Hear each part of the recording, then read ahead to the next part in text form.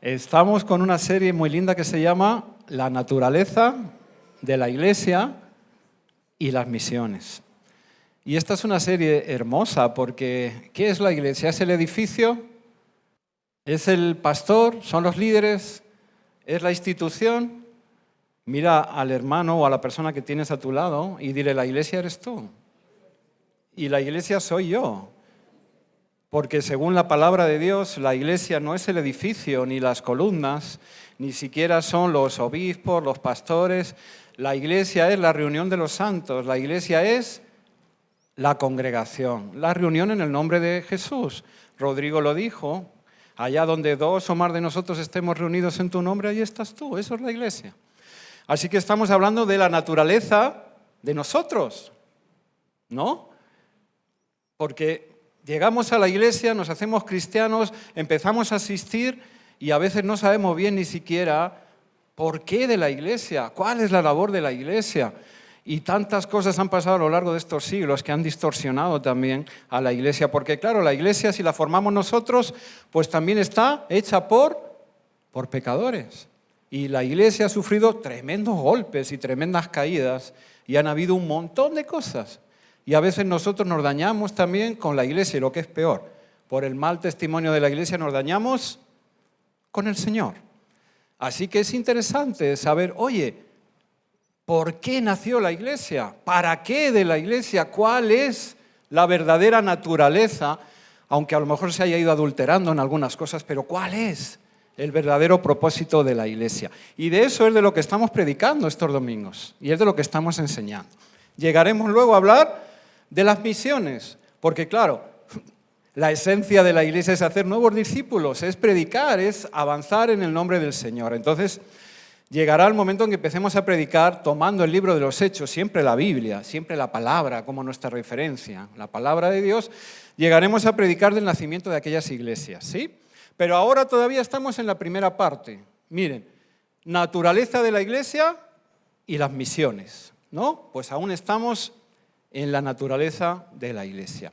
Así que en el día de hoy nos ocupa un tema, a la verdad, qué triste es esto decirlo para mí, controvertido, porque el tema que nos ocupa son las señales y los milagros.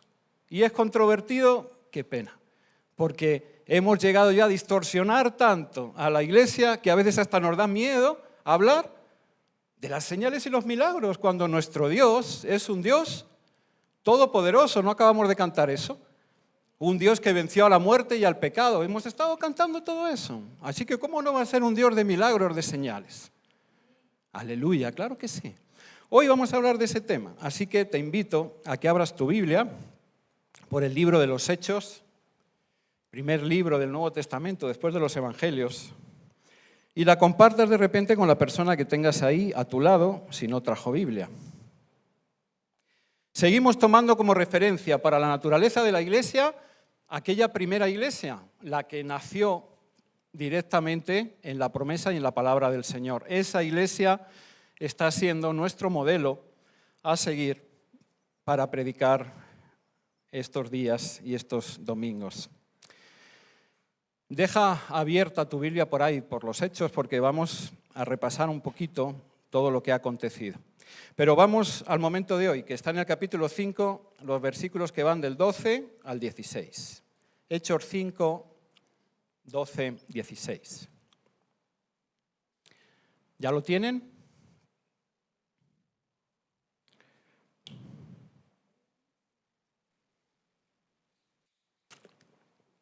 Miren qué dice, versículo 12. Y por mano de los apóstoles se hacían muchas, ¿qué dice? Señales y prodigios en el pueblo. Y estaban todos unánimes en el pórtico de Salomón. Versículo 13.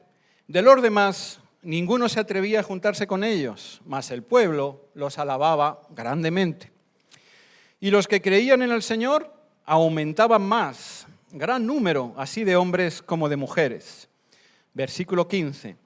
Tanto que sacaban los enfermos a las calles y los ponían en camas y lechos para que al pasar Pedro, a lo menos su sombra, cayese sobre alguno de ellos.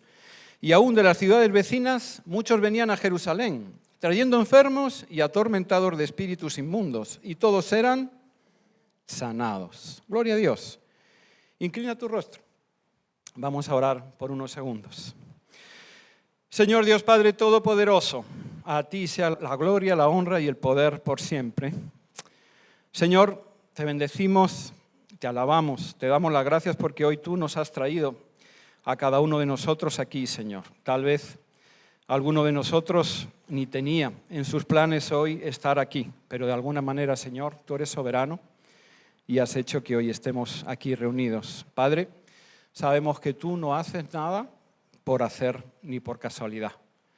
Así que, Padre, queremos pedirte, Señor, que esta reunión hoy aquí, para cada uno de nosotros, sea de provecho, Señor. Que sea, Padre Santo, para oírte, para verte, para conocerte, para aprender a amarte más. Señor, concede que tu siervo, Padre, predique tu palabra con denuedo, Señor. Que lo haga con valor, con esfuerzo, Señor. Que mi boca se abra, Señor, pero para hablar lo que venga de tu parte solamente.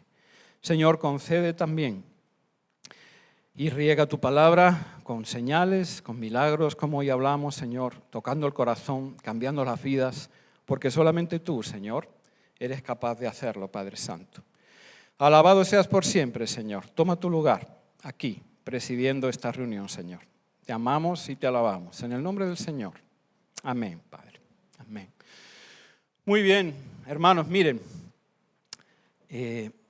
Han pasado en el libro de los Hechos bastantes cosas desde que predicamos la última vez, hace 2 domingos, a el texto que nos llega en el día de hoy. Lo dejamos en el capítulo 2 del libro de los Hechos hace 2 domingos y hoy el texto que estamos leyendo ya es del capítulo número 5. Entonces, creo que es importante e interesante que hagamos un breve repaso. Espero que sea breve, pero completo a la vez, porque si no, no vamos a entender bien este texto del que hoy estamos hablando y predicando. Entonces, miren, naturaleza de la iglesia, ¿qué ha venido pasando en el libro de los Hechos? ¿Qué ha venido ocurriendo que le va a dar su identidad, sus señas, características a la iglesia del Señor Jesús? Bueno, primeramente fue nuestro primer tema, el nacimiento de la iglesia como tal la conocemos. Ustedes saben, era la fiesta del Pentecostés. Aquello, Jerusalén estaba lleno de judíos de un montón de naciones, porque la ley de Moisés les llamaba a estar ese día y adorar en el templo. Todo Jerusalén estaba abarrotado. Es de imaginar que no quedaba ni una pensión libre ni quedaba nada. Y en ese contexto, los discípulos están en el aposento alto, en una pequeña habitación, y están obedeciendo a Jesús, porque Jesús, antes de ascender al cielo y de partir, les dijo, esperen juntos el cumplimiento de la promesa. ¿Cuál promesa les había dado el Señor? Os conviene que yo me vaya, para que mi Padre os envíe al Consolador. Él dará testimonio de la verdad, Él hará en vosotros la obra. La promesa era la venida del Espíritu Santo. Y aquello sucedió. Estando orando juntos estos hombres unánimes, aquel aposento alto tembló y se llenó del poder del Espíritu Santo. La palabra dice que una especie de lenguas de fuego se pusieron encima de la cabeza de cada uno de ellos.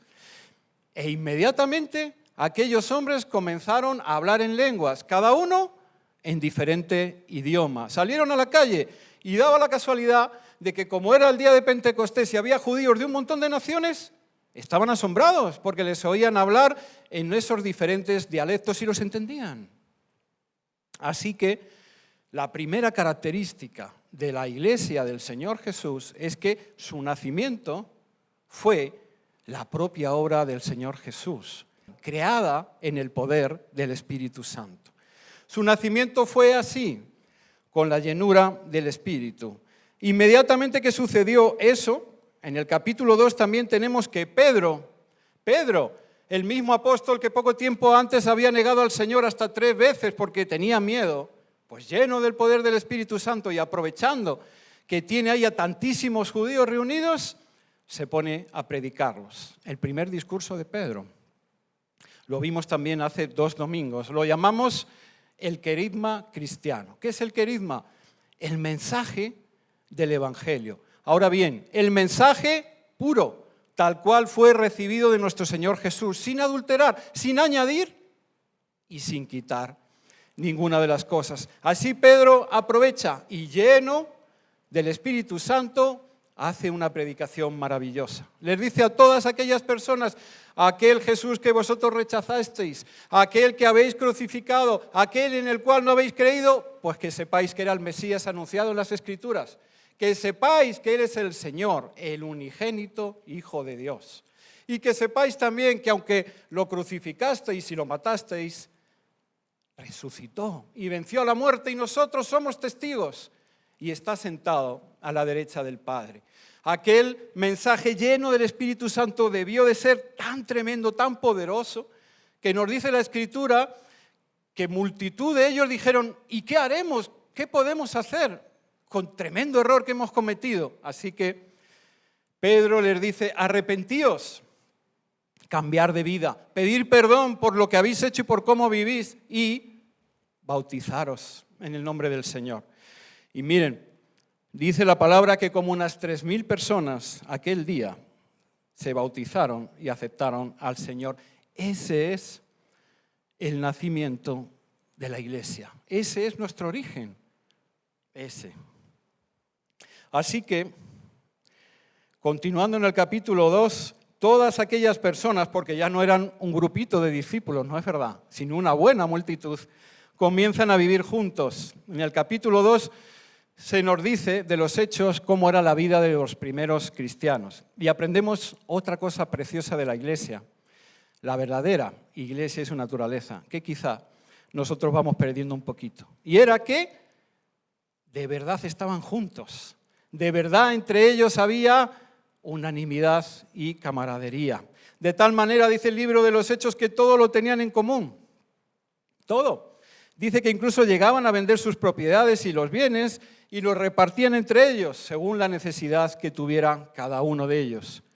Añade también la palabra que perseveraban unánimes cada día en el templo, aquí, en la iglesia, y que partían el pan en las casas, celebraban la Santa Cena en honor del Señor bajo su mandato y comían juntos con alegría y sencillez de corazón. Qué bonito que nosotros en la congregación, en la iglesia, podamos relacionarnos así, con alegría y con sencillez de corazón, sin altanería, sin pensar que unos somos mejores que otros o superiores a los demás. Esa era otra de las señas de identidad de aquella primera iglesia. Siguen pasando más cosas. En el capítulo 3 del libro de los Hechos sucede el primer milagro o señal, ya que hoy hablamos de señales, que se hace por mano de estos hombres. Es la que conocemos como la curación del cojo. Si me quieres seguir, ahí lo tienes en tu Biblia. Pedro y Juan están yendo, como de habitual, al templo. Y en el camino, en la puerta del templo, hay un hombre cojo de nacimiento, dice la palabra, que está pidiendo limosna. Y les pide a ellos también. Así que dice la palabra que Pedro y Juan le miran y Pedro le dice: mírame. Y le dice algo muy hermoso, que muchos de nosotros no sabemos de memoria y que a mí me sigue poniendo el vello de punta. Él le dice: no tengo plata ni oro, pero lo que tengo te doy. En el nombre de Jesús de Nazaret, levántate y ponte en pie. Impresionante. La palabra de Dios dice que en ese mismo instante aquel hombre, seguramente sin apartar la vista de Pedro, se puso en pie y sus pies y sus tobillos fueron curados. Y dice que entró al templo no solamente caminando, sino bailando y saltando de alegría. Gloria a Dios. Esa es la primera señal evidente que los discípulos hacen del poder de Dios. Miren, luego nos detendremos más en hablar de esta sanación. Aquella sanidad, aquel milagro fue totalmente evidente, porque los judíos hacían su vida prácticamente en el templo, así que iban constantemente. Y este hombre, nos dice la palabra, que ya tenía más de 40 años seguramente, y que era llevado todos los días ahí a practicar la mendicidad al templo. Así que seguramente No había un judío en todo Jerusalén que no le hubiera visto, y no una vez, sino varias veces. Y por lo tanto, cuando vieron que ya no estaba cojo, cuando vieron que saltaba y cantaba, aquel milagro fue conocido en toda la ciudad, en toda la ciudad. Así que eso le dio otra vez la oportunidad a Pedro, seguimos en el capítulo 3, de volver a predicar ante toda aquella gente que estaba sorprendida. Oye, ¿qué le ha pasado a este? Mira, ya no está cojo y salta y canta. ¿Qué ha sucedido? ¿Qué ha pasado? Pedro vuelve a aprovechar la ocasión y vuelve a predicar el Evangelio, el querigma, el mensaje cristiano. Vuelve a hablarles de quién es Jesús. Y miren, qué diferencia también a veces con algunas iglesias del día de hoy.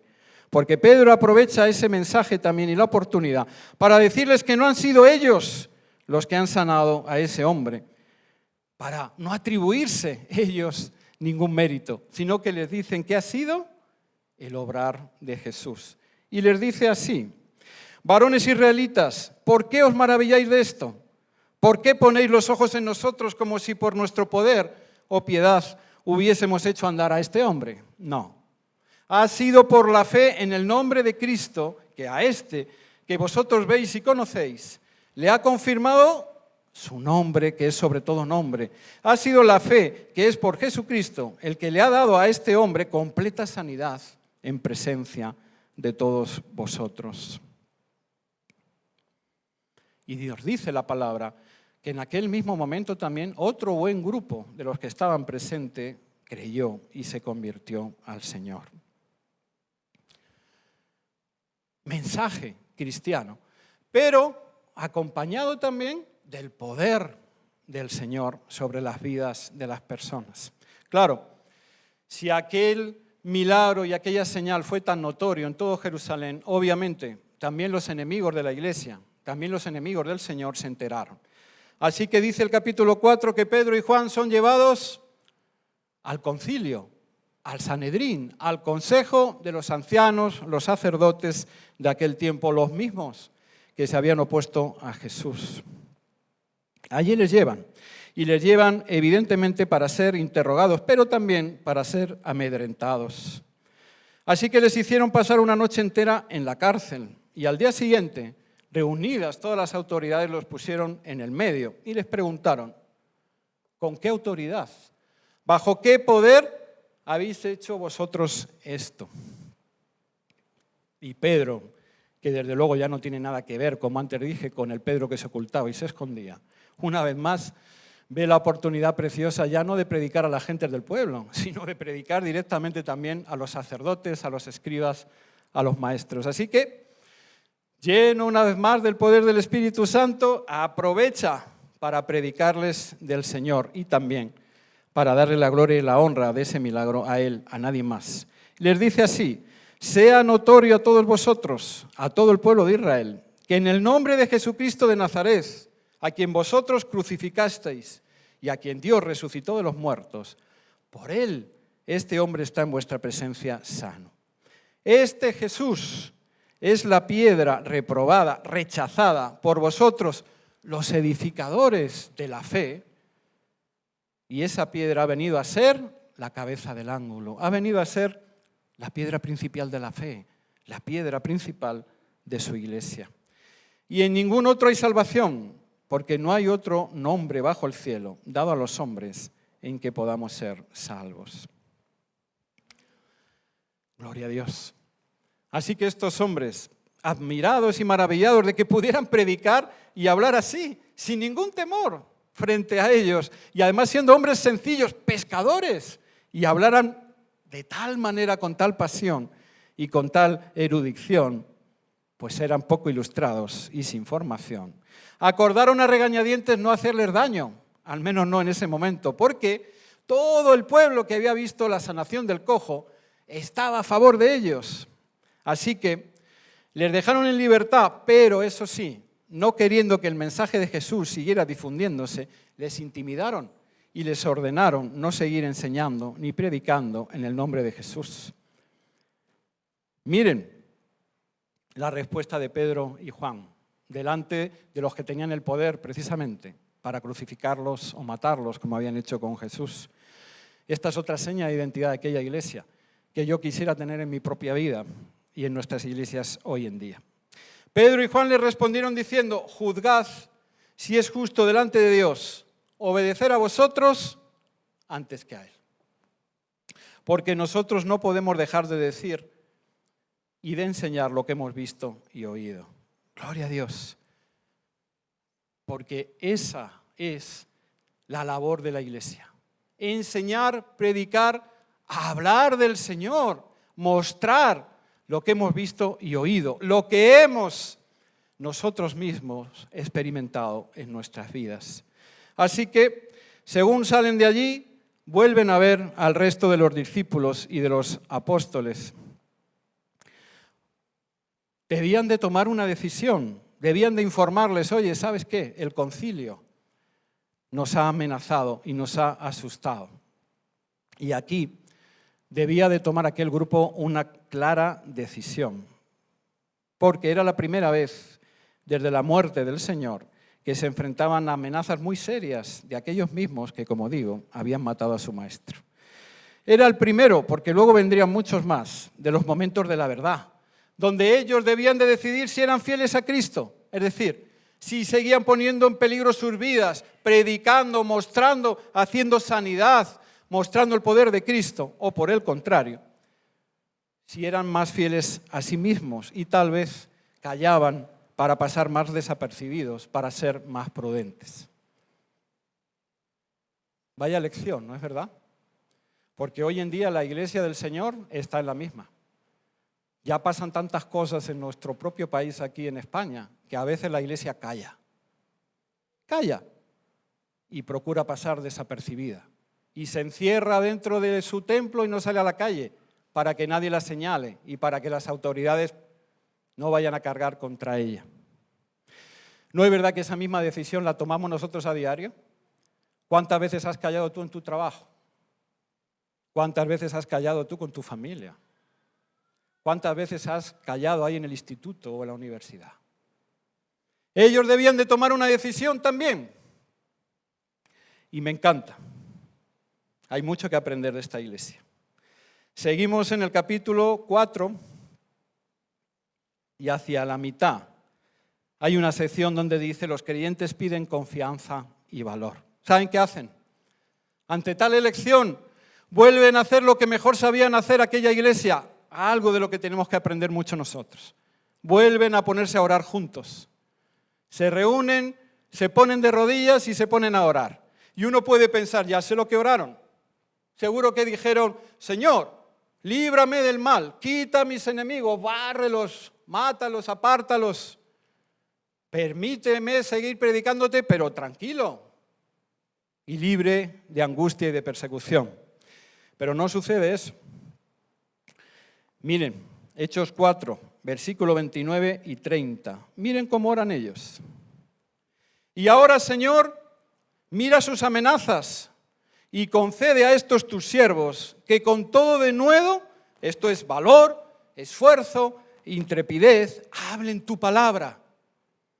Y de paso, hazlo mientras extiendes tu mano para que se hagan sanidades, señales y prodigios mediante el nombre de tu santo Hijo Jesús. ¿Qué les parece? A mí me parece admirable y encomiable.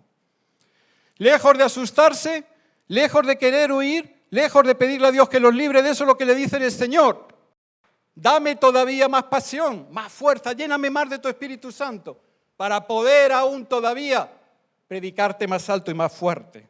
Y de paso, sigue haciendo señales, milagros y prodigios para que crean. Y dice la palabra, versículo 31, que la respuesta del Señor no se hizo esperar, porque a Él le agrada que le busquemos de esa manera. Miren el 31.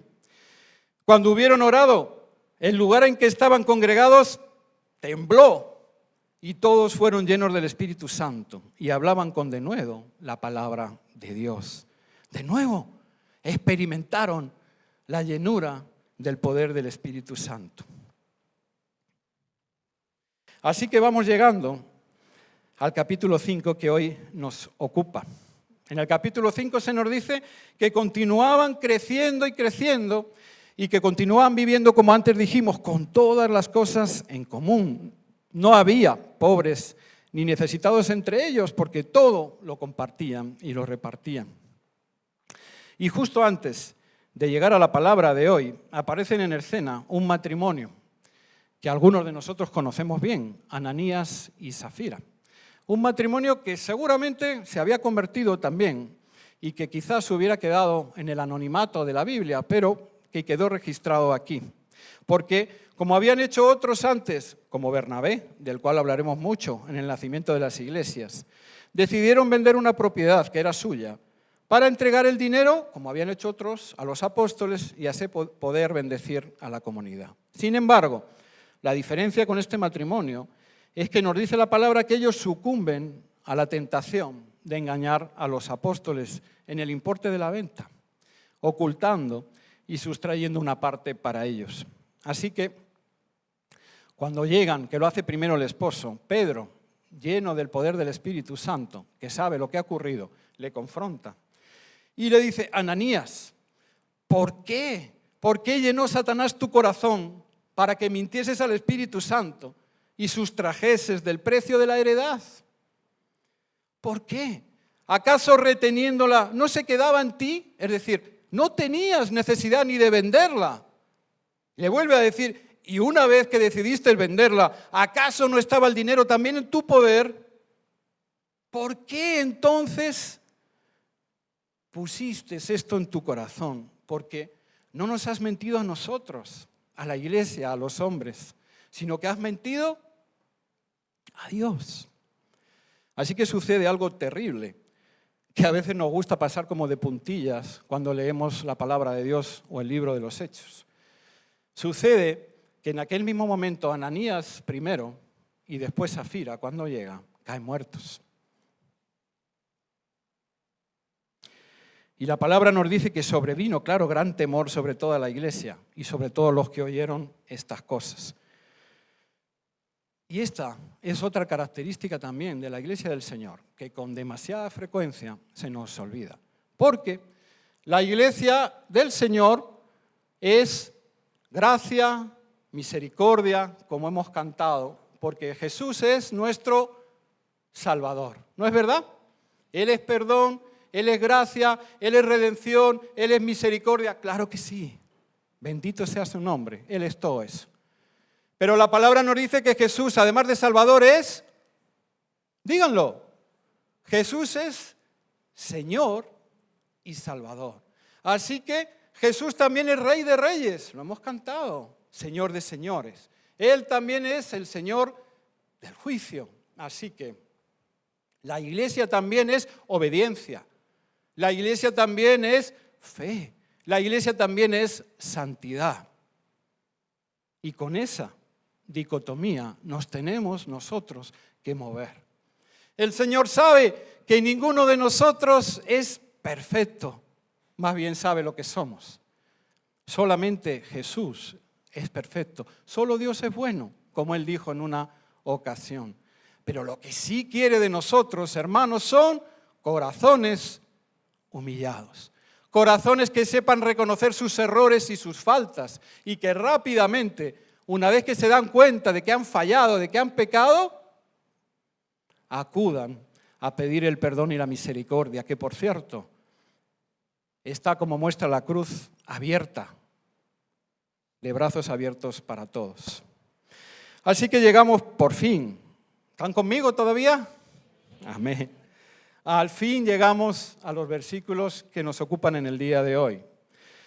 Y el versículo 12 nos dice: por la mano de los apóstoles se hacían muchas señales y prodigios en el pueblo. Es decir, ya no era solamente la curación del cojo, ya no solamente aquella muerte turbadora y sobrenatural de Ananías y Safira, sino que muchas señales ya se hacían por la mano de estos hombres y mujeres entre el pueblo. Todos estaban unánimes en el pórtico de Salomón, ahí a las puertas del templo. Qué bueno esto, qué bonito. ¿Te imaginas que esta iglesia de Fuenlabrada fuera conocida ahí en la ciudad, ahí en tu vecindario, entre tus amigos o compañeros de trabajo? Oye, ¿cómo? ¿Qué me dices, Roberto Carlos? O sea, que tú eres de la iglesia de Fuenlabrada, la iglesia esa donde se sanan personas que están enfermas, la iglesia esa donde hay tantos milagros y tantas señales. Oye, pero eso es verdad, eso es cierto. ¿Se imaginan que fuéramos conocidos por algo así? Esta iglesia lo era. Por eso, luego llegaremos. Dice que aún le llevaban enfermos de las afueras de Jerusalén a este grupo de hombres y de mujeres. Miren, y lo digo como pastor de esta congregación con mucha alegría de que así sea. Esta iglesia a veces es conocida en el vecindario y hasta en el ayuntamiento, que a veces vamos el hermano Miguel Ángel o yo mismo. Es conocida porque es una iglesia de las que hay en Fuenlabrada que hace reparto de alimentos, que hace ayuda social. Hay veces que viene alguien o me llama por teléfono y dice, ¿es usted de la asociación o de la iglesia que da alimentos que me han dicho en el ayuntamiento? Sí, nosotros somos. Bueno, vienen, se les atiende, hay todo un proceso que lleva, por cierto, el hermano Miguel Ángel. Dios le bendiga. Nosotros somos conocidos por eso. Somos conocidos también en el ayuntamiento por el ministerio de la hermana Zoila, Ágape, la enseñanza de español a musulmanes. También somos conocidos por ello. Y yo les digo, me siento feliz como pastor de la congregación por ello. Eso está muy bien. Pero a donde quiero llegar es que somos a veces nosotros los cristianos conocidos más por la actitud del buen samaritano que por la actitud de Pedro para con el cojo. Voy a ver si me hago entender, ojalá. Ustedes saben la historia del buen samaritano. Dios le bendiga, porque eso también es la iglesia. Este hombre, cuando incluso dos religiosos habían dejado a ese hombre que lo habían atracado, recuerdan, lo habían golpeado, lo habían dejado malherido ahí en el camino, y los dos religiosos no pararon, se ve que tenían prisa, no tenían misericordia ninguna y no le socorrieron. Sin embargo, el buen samaritano, un samaritano que para los judíos era una persona despreciable, este hombre sí se paró. ¿Conocen la historia? Fue movido a misericordia, se paró, no solamente le ayudó a este hombre, sino que sanó sus heridas y aún lo hospedó con su dinero en una especie de hostal y lo dejó ahí hasta que se fuera recuperando. Eso también es iglesia. Gloria a Dios.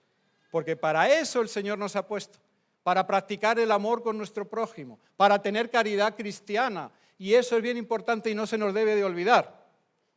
Pero a veces, solo a veces, porque también nos cuesta mucho, ¿no es verdad?, ayudar al prójimo. A veces nos quedamos en eso solo y eso no es completo en la labor de la iglesia. Es incompleto, porque ¿saben qué? La ayuda social y económica puede, y de hecho lo es, ser hecha por muchos otros de mejor manera que nosotros. Puede ser hecha por instituciones enormes y grandísimas, como la Cruz Roja o como ONGs que están incluso en zonas de guerra y hacen esas cosas mucho mejor, con mayores profesionales que nosotros, la Iglesia. Nosotros podemos ayudar ahí, pero esta no es nuestra principal labor. Sin embargo, la ayuda que Pedro ofrece a este hombre, al cojo de nacimiento, ¿saben qué? No es ayuda pasajera, sino una solución definitiva y real a su problema que le cambió la vida. Dijimos antes, este hombre, según la palabra, tenía 40 años y dice la palabra que era llevado todos los días a practicar la mendicidad allá. ¿Te puedes imaginar por cuántos años estaría ahí pidiendo? Yo no lo sé. Pero si empezó muy joven, tal vez con 20 y tantos años allí, año tras año, día tras día. Y seguramente mucha gente iba y era movida a misericordia y cogía el bolsillo y sacaba unas monedas y se las entregaba. O de repente le daba de comer un día o le daba comida. Pero ¿saben qué?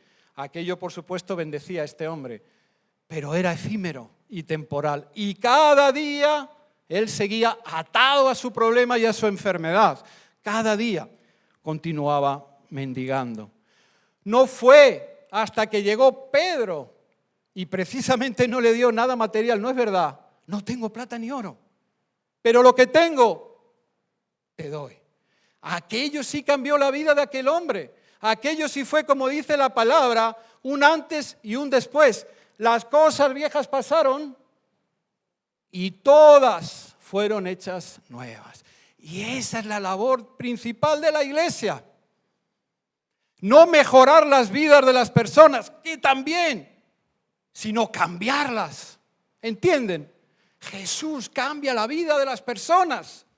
Jesús da un nuevo comienzo. Jesús hace que de verdad todo lo viejo pase y todo sea hecho nuevo. Esa es la principal labor que tenemos. Y lamentablemente es en la que menos nos movemos. Es en la que menos nos movemos. Tal vez porque eso que ofreció Pedro necesita de mucha fe, ¿no es verdad? Fe para saberse empoderado por el Espíritu Santo. Fe suficiente para creer de verdad en lo que dice Jesucristo. Juan 14, palabra de Jesús a sus discípulos, precisamente estos, que practicaban la sanidad y la imposición de manos. De cierto os digo, el que en mí cree las obras que yo hago, él las hará también, y aún mayores hará. Porque yo voy al Padre, y todo lo que pidiereis al Padre en mi nombre, lo haré, para que el Padre sea glorificado en el Hijo. ¿Recuerdan las palabras de Pedro? En el nombre de Jesús de Nazaret, levántate y anda. Gloria a Dios. Porque yo creo que al contrario que aquella primera iglesia, de aquellos primeros discípulos, de la naturaleza y la esencia de aquella iglesia, nosotros, o más bien nuestra débil fe, hemos racionalizado tanto el poder de Dios en nuestros propios temores y prejuicios que hemos debilitado el obrar y el actuar del Espíritu Santo. Los jóvenes de Betania han tenido la oportunidad de conocer a Alex San Pedro, el cantante y pastor español. Él tiene una canción, búscala, muy interesante que habla de la iglesia de hoy y la pone, digamos, en un espejo con aquella primera iglesia. Se llama Sal, esa canción. Dice muchas cosas, pero hace una referencia a este pasaje, a esta sanación de Pedro con el cojo. Y Alex San Pedro dice algo interesante. Dice, ahora la iglesia tiene plata y oro, pero el cojo ya no baila. ¿Entienden lo que quiero decir? Como dijo el pastor Calderón estos días aquí, si nuestros jóvenes, si la gente de ahí fuera a la que queremos también predicar, con la que queremos compartir esto tan hermoso y tan precioso, la salvación del Señor, si la gente de allá afuera no ve que de verdad la iglesia tiene el poder del Espíritu Santo, que de verdad la iglesia es distinta al resto de instituciones que conocen y que ven, no experimentarán el seguimiento del Señor. Y serán como lo eran muchos aquellos en aquel tiempo que veían a Jesús como un gran maestro, un rabí, como un hombre con unos valores éticos y morales altísimos. Alguien, digamos, que inspiraba cariño, amor, confianza. Pero, hombre, el Hijo de Dios, el que se levantó después de 3 días y resucitó, eso ya no. Y tal vez a nosotros como iglesia se nos ha olvidado predicar y mostrar eso. Se nos ha olvidado incluso ponerlo en práctica en nuestra propia vida. Yo dije hace poco, lo volví a repetir el viernes aquí, que si algo tenemos los cristianos que nos distingue del resto de la gente, si por algo somos distintos, no es más que porque el Espíritu Santo mora dentro de nosotros. Y eso no porque sea don nuestro, sino porque por gracia y misericordia, al aceptar el Señor, Él ha cumplido su palabra y nos ha empoderado con el Espíritu Santo. La Biblia dice que es el Espíritu Santo el sello que se pone sobre ti para que sepa todo el mundo, todas las huestes celestiales, sepan que tú eres apartado para el Señor. Y si algo tiene la iglesia que le pueda distinguir del resto de instituciones, si por algo se tiene que caracterizar, será por lo mismo, por moverse y actuar en la llenura del Espíritu Santo. Dice la palabra también, voy terminando, versículos 13-14, que ante todas esas señales y milagros, versículo 13 dice, de los demás, ninguno se atrevía a juntarse con ellos, mas el pueblo los alababa grandemente. Y añade, los que creían en el Señor aumentaban más, gran número, así de hombres como de mujeres. Miren, el pueblo, claro, porque veían las obras buenas que ellos hacían, los alababa grandemente. Pero aquí se nos habla de que había un grupo, los llama los demás, que no se atrevían a juntarse con ellos. ¿Quiénes serían estos? Bueno, seguramente fueran los judíos que componían o eran simpatizantes del Sanedrín. ¿Recuerdan? Los afines al consejo, los que habían rechazado a Jesús y que previamente habían tenido a Pedro y a Juan ahí intimidándoles y acobardándoles, prohibiéndoles que hablaran de Jesús. O tal vez también fueran algunos incrédulos que observaban desde lejos, entre asustados y dubitativos, los milagros y las señales que hacían estos hombres por el poder del Señor. Y es que a veces al obrar sobrenatural de Cristo en las vidas de las personas aparecen tres tipos de respuesta. Por supuesto, la incredulidad y la duda, que puede llevar incluso al temor y al alejamiento de Jesús y de su iglesia. Esa es una, triste. La otra es la de los que reaccionan mal directamente a las buenas obras. Hay gente que sencillamente no le gusta que se ayude a otras personas y se opone frontalmente. ¿Y tú por qué te metes? ¿Y tú qué te crees que eres mejor que los demás? Y no. Hay gente, lo dice la palabra, que ama más las tinieblas que a la luz. Y siempre lo va a haber. Y por supuesto están los que reaccionan con alegría y simpatía ante las buenas obras y el avance del bien. Estos ven y reconocen la luz en la ventana y se acercan a ella, o cuando menos, la reconocen como algo bueno y positivo. De estos seguramente es de los que habla el versículo 14, cuando dice que seguían aumentando el número de los que se convertían, tanto hombres como mujeres. A donde quiero llegar, y esa es otra característica de la Iglesia, que siempre habrá oposición al Evangelio, siempre. El Señor Jesús la experimentó, ¿no es verdad? Los que conocemos el Evangelio, fue rechazado, fue golpeado, apedreado, escupido.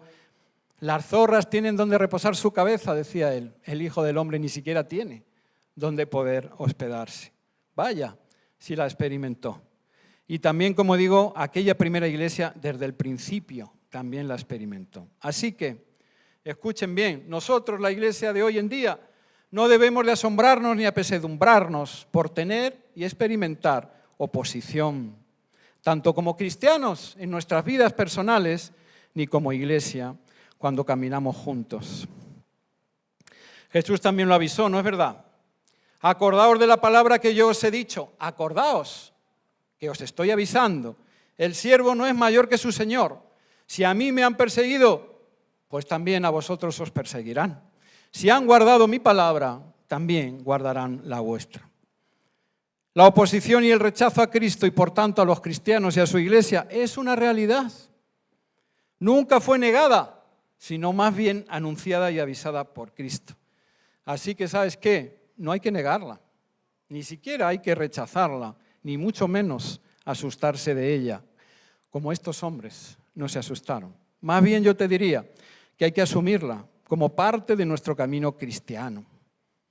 ¿Ya has asumido que vas a ser rechazado en muchos lugares?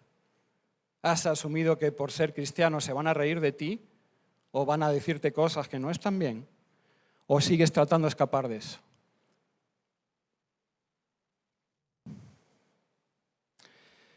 El Señor dejó dicho que incluso, esto sorprende, ¿no es verdad?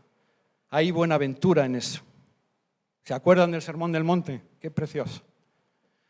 Bienaventurados sois cuando por mi causa os vituperen y os persigan y digan toda clase de mal contra vosotros mintiendo. Y el Señor todavía añade, oye, gozaos y alegraos. ¿Cómo es esto? Tengo que gozarme y alegrarme, de que algunos me rechacen por ser cristiano. ¿Por qué? Gozaos y alegraos porque vuestro galardón, vuestro premio, grande es en los cielos, porque así persiguieron a los profetas que fueron antes que vosotros. No lo digo yo, es palabra de nuestro Señor Jesús en la Biblia. Así que, ¿saben qué? Más bien cuando esta oposición o persecución aparezca en nuestras vidas o en la vida de la iglesia, será señal de que estamos haciendo bien las cosas del Señor. También como para que se levante contra nosotros el enemigo, el hombre fuerte. ¿O no fue así con aquella primera iglesia que acabamos de predicarlo? Según empezaron a salir a la calle y a predicar, según empezaron a hacer milagros en el nombre de Cristo, apareció el Sanedrín, ¿no es verdad? Aparecieron las coacciones, las amenazas. Si hubieran decidido callarse y quedarse quietecitos y meterse dentro del templo o no predicarle a nadie, no, yo soy cristiano, pero no me voy a meter en problemas ni en líos. Me voy a la iglesia los domingos y ahí llevo mi fe bien ocultita, calladita y no le hablo a nadie. Si hubieran decidido ser así, además de que tal vez nosotros no estaríamos aquí, herederos de la palabra y del mensaje, que ellos lucharon y murieron por traerla, pues seguramente no hubieran experimentado oposición. Pero si tienes oposición en tu vida por ser cristiano, gózate y alégrate. Porque eso significa que estás haciendo bien tu cometido como cristiano. Eso significa que no te callas. Eso significa que predicas, que hablas, que testificas con tu propia vida. Así que si esta iglesia es acusada o es menospreciada, que lo sea, no porque hagamos las cosas mal, sino porque predicamos y gritamos el nombre de Cristo. Que así sea para nuestras vidas. Que podamos nosotros responder en esos momentos como lo hicieron ellos. ¿Sabes qué? Nos es necesario obedecer a Dios antes que a los hombres. Que podamos hacerlo así. Y ya termino. Viene la respuesta. Miren, esta actitud valiente y decidida de la iglesia, de no ocultarse ni asustarse, sino más bien de dejarse ver y sentir en las calles, de mostrar públicamente el mensaje y el poder de Cristo, propició no solamente que muchos más creyesen cada día, sino que también provocó una respuesta llena de fe de parte de una buena parte de ese pueblo. Fe en el poder de Dios, manifestado a través de su iglesia. Tal es así, versículos 15 y 16, que sacaban los enfermos a las calles y los ponían en camas y lechos, para que al pasar Pedro, a lo menos, su sombra cayese sobre alguno de ellos. Y aún de las ciudades vecinas, muchos venían a Jerusalén, trayendo enfermos, atormentados de espíritus inmundos, y todos eran, ayúdenme, sanados. ¡Wow! Esta era una iglesia sin duda llena del poder de Dios. Una iglesia cuyas características y señas de identidad no solamente eran que se caracterizaban por la oración. Constantemente vemos en el libro de los Hechos que oraban juntos y lo hacían con mucha frecuencia. ¿Por qué nosotros no tenemos los mismos frutos que ellos tienen? Bueno, una característica, como digo, era la gran vida de oración que ellos tenían. Déjame que te pregunte. A mí me gusta, ustedes ya me conocen. A mí me gusta hacer muchas preguntas en el culto porque me confronto mucho y me gusta intentar que ustedes se confronten. ¿Cuándo fue la última vez que has venido a orar con tus hermanos? Aquí, a la iglesia. Tal vez hayas venido, ahora que está reciente la escuela de oración, o tal vez algún viernes al culto de oración. ¿Saben que llevamos teniendo culto de oración 5 años? Vamos a cumplir ahora en septiembre. ¿Has venido? ¿Con qué frecuencia vienes? A orar con tus hermanos, a buscar al Señor juntos como hacían ellos, a empoderarte, a clamar y a pedir por otros. Esta iglesia tenía esa seña de identidad, un rasgo bien marcado, y es que la iglesia del Señor que no aprenda a clavar la rodilla y a orar y a buscar su poder. Otra que tenía era la gran unidad, ya lo hemos dicho, que demostraban compartiendo no solo la fe, sino todo todo lo necesario para subsistir. Yo te pregunto, hoy somos menos. Echa un vistazo. ¿Hay hermanos aquí o personas que no conoces? Estoy seguro de que sí. Debe de haber bastantes que ni siquiera sabes cómo se llaman y que vienen aquí los domingos. En algo fallamos, ¿no creen?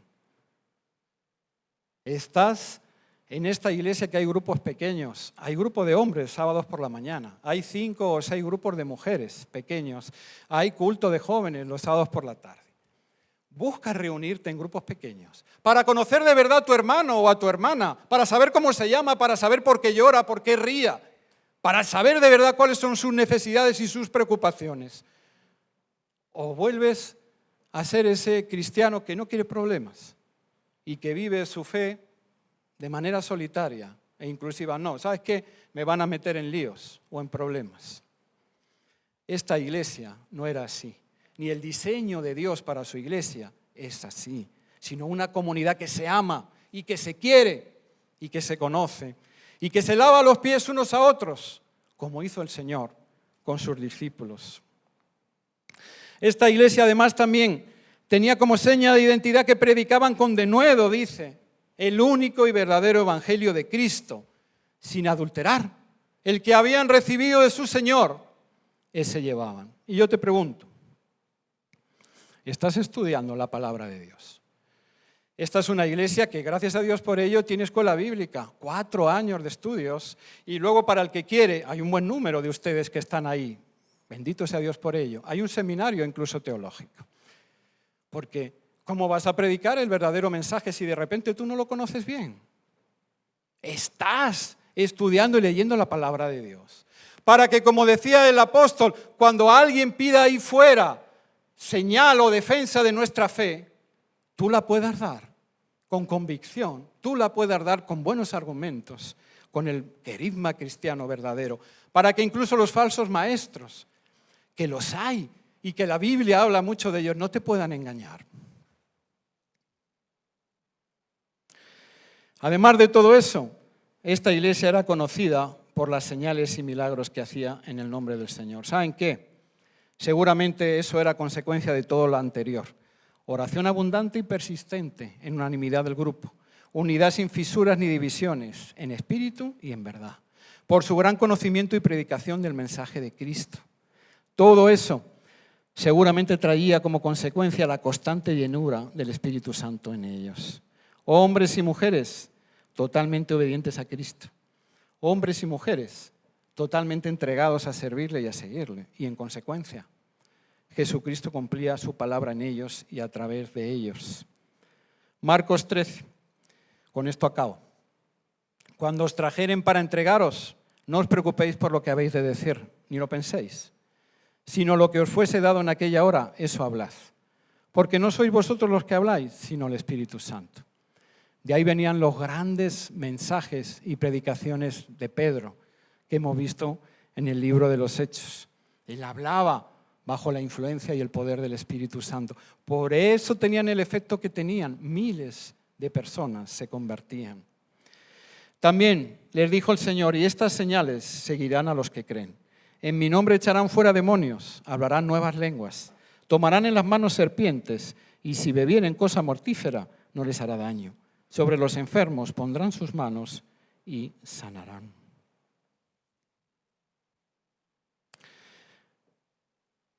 Estos hombres y mujeres de aquella primera iglesia así lo entendieron y lo creyeron de verdad y por lo tanto obraron en consecuencia con ello.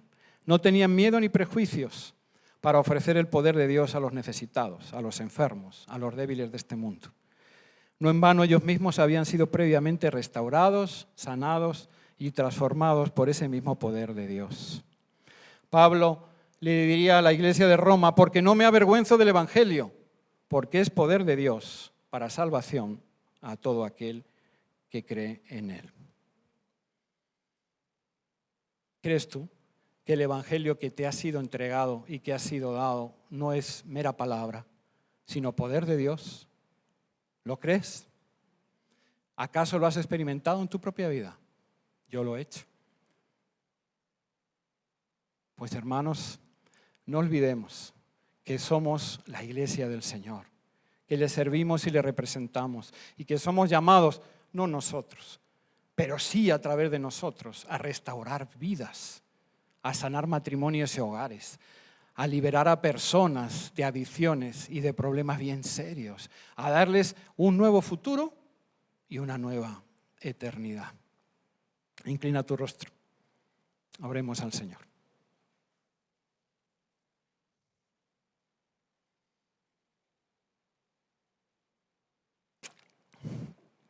Señor Dios Padre Todopoderoso, te bendecimos y te alabamos y te damos las gracias, Señor, porque en verdad tú eres el Dios Todopoderoso. Señor, tú eres omnipotente y omnipresente. Señor, tú eres el Dios de lo visible y de lo invisible. Tú eres, Señor, creador y Señor de toda la creación. Así que, Padre bendito, te alabamos y te glorificamos por ello. Señor, queremos ahora pedirte que nos ayudes a que nuestra fe sea fortalecida y sea afirmada. Señor, no queremos ser cristianos callados, cristianos asustados, cristianos, Señor, que no creen en tu obrar milagroso y sobrenatural. Señor, queremos verte de gloria en gloria. Queremos, Señor, experimentar y predicar con denuedo tu poder, tus maravillas, Señor. Queremos, Padre, ser de verdad instrumentos de bendición, luz y sal para este mundo, Señor. No queremos, como dice tu palabra, quedarnos, Señor, en menos.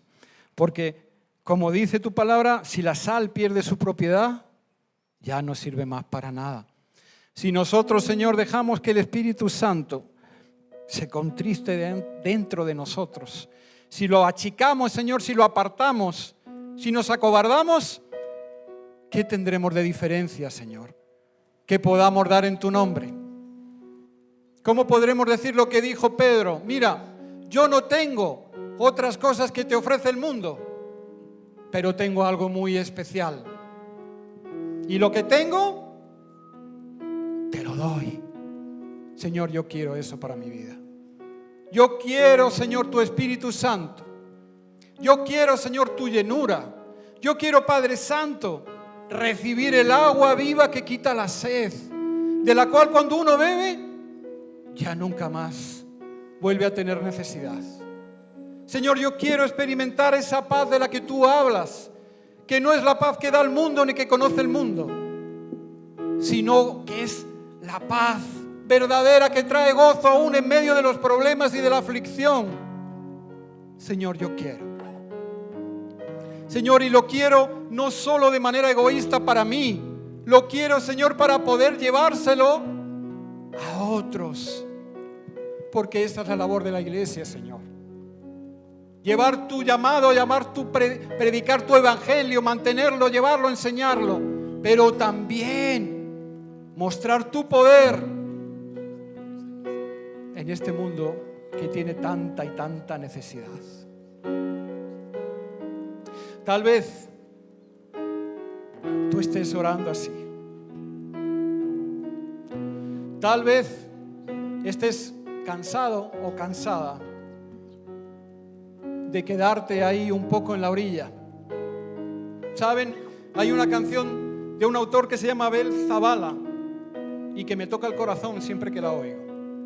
Él dice: por mucho tiempo yo viví en la orilla sin saber que existía la profundidad. ¿Sabes qué? Tienes un Dios profundo, un Dios todopoderoso, precioso y maravilloso, que anhela no solamente darte una o dos bendiciones, anhela cubrirte, porque te ha hecho su heredero, su heredera. Pero somos nosotros los que hemos de abandonar nuestro miedo y dejar la orilla y tomar pasos hacia Él y adentrarnos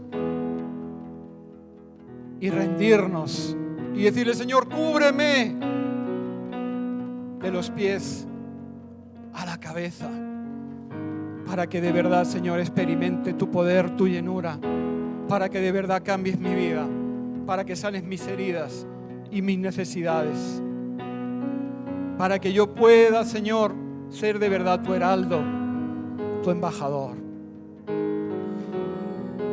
Hay alguien hoy aquí que esté orando así. Hay alguien que tal vez quiera hoy decirle al Señor: Señor, ¿sabes qué?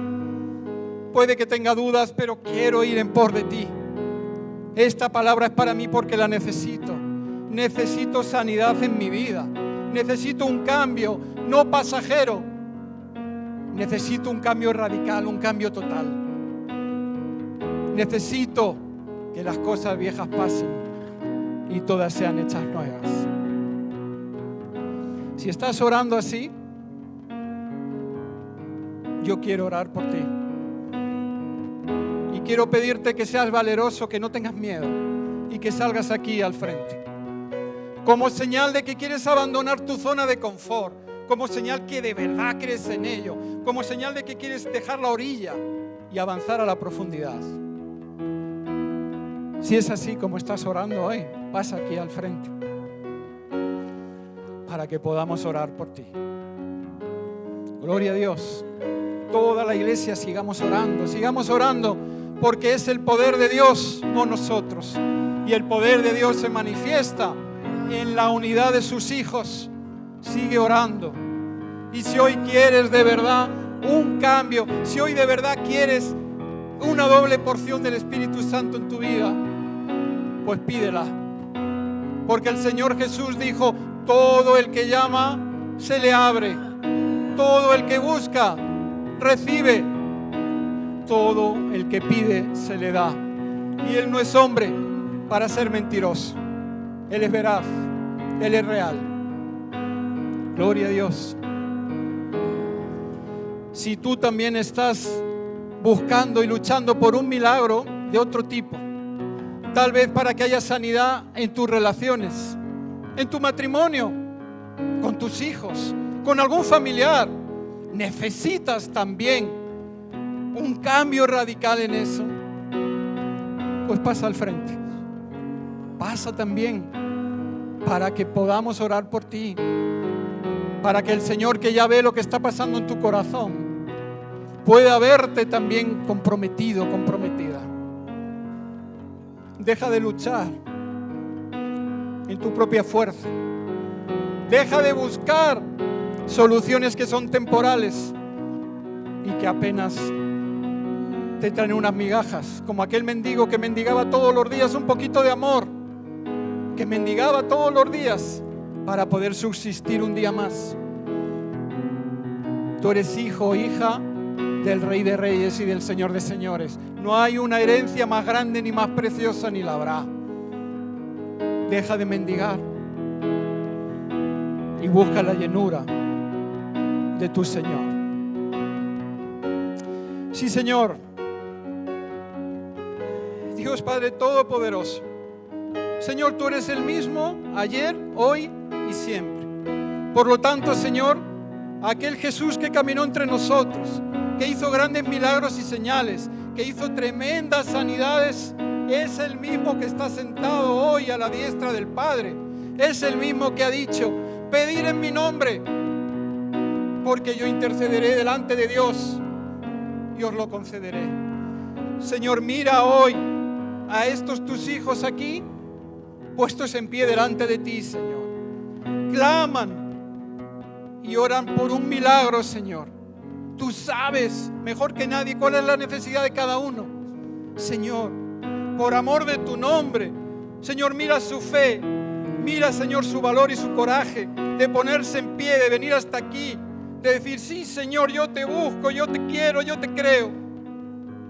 Y ahora, Señor, que tu Espíritu Santo descienda, Señor, una vez más sobre cada uno de ellos. Que los empodere, Señor, en el nombre de Jesús de Nazaret, Señor, te lo pedimos.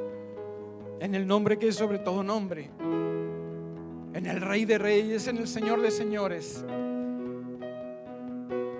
A Él acudimos. En Él, Señor, nos gozamos. Que así sea, Señor. Que así sea, Padre, todo Todopoderoso, en el nombre de Jesús, te bendecimos en el nombre de Jesús. Que las cargas, los problemas, las necesidades sean llevados por Él, como dice su palabra. Por tu sangre, Señor, preciosa, es que hemos sido perdonados y sanados. Por tus heridas, Padre Todopoderoso, han sido sanadas las nuestras en el nombre de Jesús Todopoderoso. Señor, es por ti que las cosas viejas pasaron y todas son hechas nuevas. Es por ti, Señor, que ahora somos libres en el nombre de Jesús. Vivimos esa libertad. Es por ti, amado Padre Celestial, Señor, que nuestra tristeza se ha vuelto en baile, Señor. Es por ti, Padre Santo, que cubres y sanas nuestros dolores. Es por ti, Señor, que tenemos un futuro brillante, precioso y prometedor. Es por ti, Señor, que nuestros hogares son sanados y son restaurados. Es por ti, Señor, que podemos decir como Josué: yo y mi casa serviremos al Señor. Es por ti. Es por ti, amado Señor, que tú nos cubres de pies a cabeza, que tú nos sanas, Señor, que tú nos restauras, que tú nos das, Señor, una nueva vida, y no cualquier vida, sino vida que es plena y abundante. Es por ti, Señor, que tú tienes una tierra preciosa, Señor, una tierra prometida para cada uno de nosotros.